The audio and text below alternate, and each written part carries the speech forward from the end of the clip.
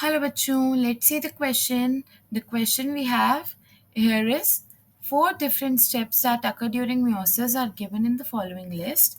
These steps would occur in the order. तो इस question में हमें फोर स्टेप्स दे रखे हैं and we have to arrange them कि सबसे पहले कौन सा होता है अप टू सबसे लास्ट कौन होता है. So the key concept of this question is we should know the sequence of events that occur during meiosis.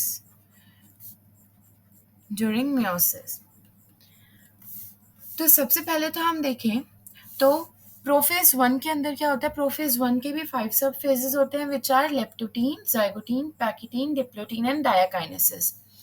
तो सबसे पहले जो होता है वो होता है सिनेप्सिस. अब सिनेप्सिस क्या होता है. Synapses is the pairing of homologous chromosome. इस पेयरिंग को क्या कहते हैं हम. सिनेप्सिस. एंड सिनेप्सिस को इन दो क्रोमोसोम्स को स्टेबलाइज कराने के लिए we have a nucleoprotein complex which is known as synaptonemal complex.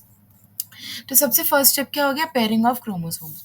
तो सबसे फर्स्ट क्या हो जाएगा. Pairing of homologous chromosome which is second.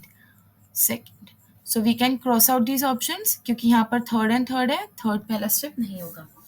अब हम सेकेंड स्टेप देखते हैं. सेकेंड स्टेप क्या होगा इनमें से. अब पेयरिंग होने के बाद ये पेयरिंग हो जाती है जाइगोटीन स्टेज में एंड जाइगोटीन के नेक्स्ट स्टेज होता है पैकिटीन. पैकिटीन में सबसे इंपॉर्टेंट स्टेप होता है which is known as crossing over. अब ये क्रॉसिंग ओवर क्या होता है. Crossing over is the exchange of genetic material. Exchange of genetic material किन किन के बीच में होता है ये exchange. between the non-sister chromatids of homologous chromosomes. इसका मतलब सिनेप्सिस पेयरिंग के बाद क्या होगा. We have here crossing over. तो इसका मतलब नेक्स्ट स्टेप क्या होगा. Crossing over between the chromatids which is fourth इसी ऑप्शन में है तो हम फर्स्ट भी कैंसिल कर सकते हैं और हमें ऑप्शन मिल जाता है थर्ड. पर हम आगे का भी देख लेते हैं. थर्ड स्टेप में देखा जाए तो थर्ड स्टेप में क्या है. Let's see the third step which is lining up of paired chromosomes on equator.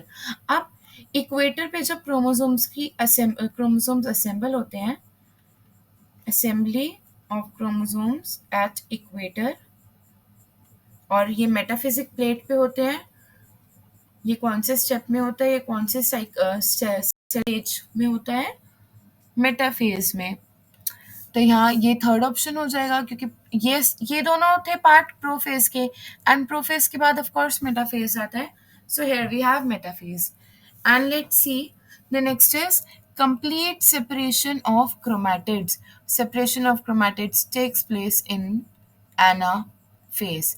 अगर anaphase 1 है इसका मतलब कि सेंट्रोमियर स्प्लिटिंग नहीं हो रही. अगर एनाफेज 2 है इसका मतलब सेंट्रोमियर स्प्लिटिंग हो रही है.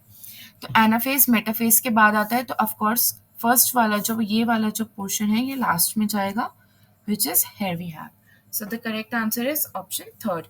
I hope you all got to know the answer. Best of luck.